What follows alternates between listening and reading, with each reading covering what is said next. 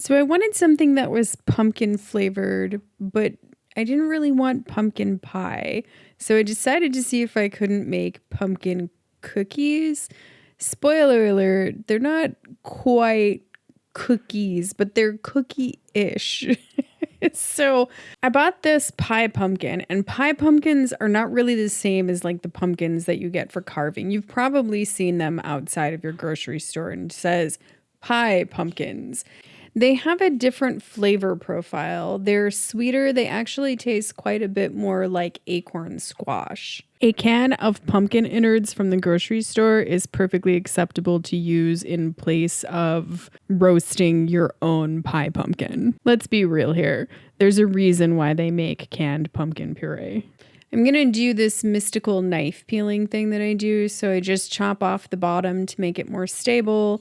And then I just run my knife down the sides to get all of the pumpkin peels off.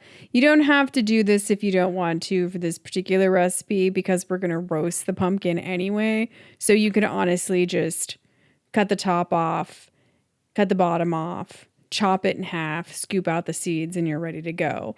I just wanted to make life more difficult. I'm going to roast this on a really low temperature. So I have a convection oven and I roasted it on 350. If you don't have a convection oven, you can probably roast it on 375. It takes anywhere from 45 minutes to about an hour. You're just looking for it to be soft and mashable. You're not trying to get any kind of caramelization, coloring anywhere on the roasted pumpkin. Sprinkle a little bit of salt on it, put a little bit of butter on it, and into the oven it goes. Once it's out and it's mashable, just mash it up. You can see I'm just using a fork here. It doesn't have to be anything crazy or fancy. Pretty much just rough mash it up and then let it cool. I'm using my stand mixer. You do not need to use your stand mixer. You can use a hand beater or you can honestly just use a spoon. This is pretty easy to mix, especially because we're looking for something that is more like a cookie. So you don't really want to over mix this. You can see the stand mixer has the paddle attachment on it. And we're going to start with 1/2 cup of granulated sugar and 1/2 cup of dark brown sugar. 1 egg, and I really only have these vanilla beans, so I scrape the inside of 1 vanilla bean because I'm fancy. But if you don't want to be fancy, you can use 1 teaspoon of vanilla extract, and if you really want to slum it, you can use 1 teaspoon of imitation vanilla extract. Nobody will know. Most likely because you will hide these questionable cookies. 1 teaspoon of cinnamon, and 1/4 teaspoon of cloves. I only have whole cloves once again because I'm fancy and I had to use my mortar and pestle to grind it up. 1/4 teaspoon of nutmeg. Be very careful with the nutmeg because too much just tastes like soap. 1/2 teaspoon of allspice and 1 teaspoon of ginger. I do not have powdered ginger. I really only have fresh ginger root that I keep in my freezer once again because I'm fancy. I don't really know the exact mathematical conversion of powdered ginger to fresh ginger. I don't even really think that they taste the same, but I really, really like fresh ginger, so I put a copious mound in. 1 teaspoon of salt, and then it's off to the races. Really just want to mix this until it's combined. And then cream in 1/2 cup of butter. Like a noob, I did not get butter sticks with the measurements on it. No. Instead, I had to use a higher fat content European style butter.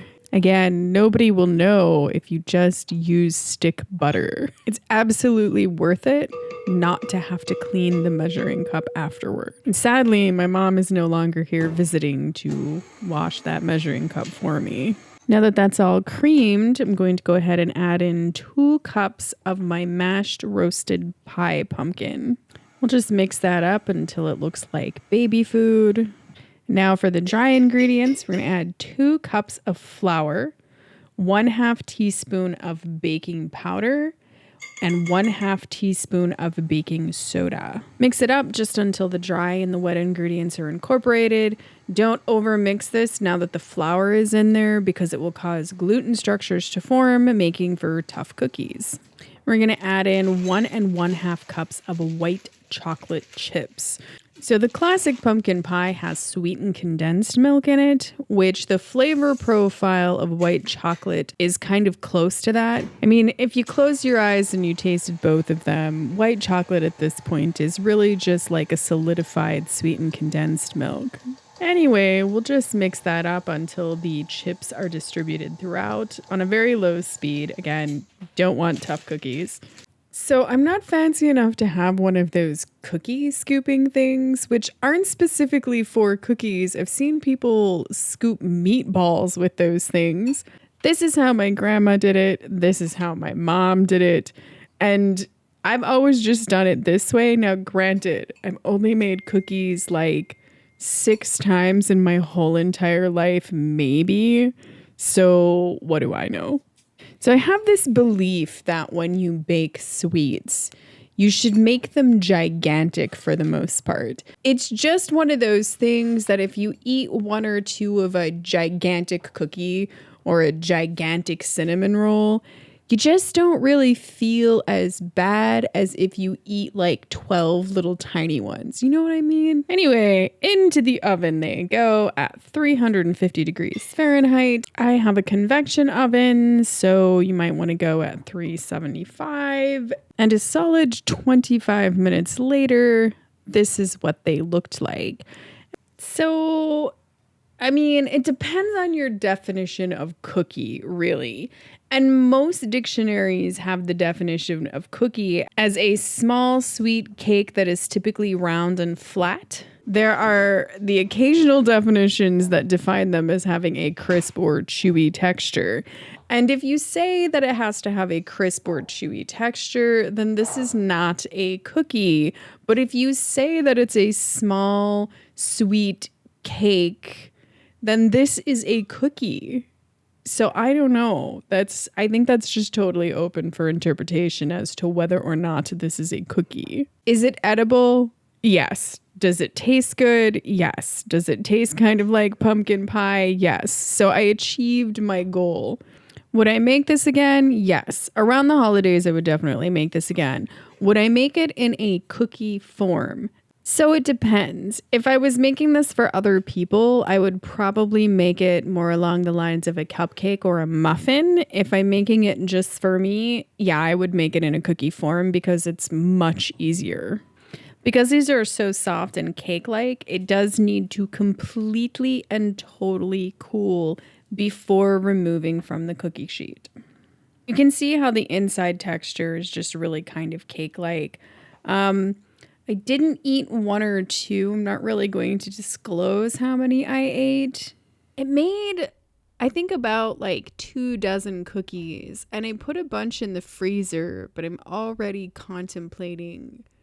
Well, I'm not really contemplating. I've decided that I need to unthaw some more of them. So they're not bad.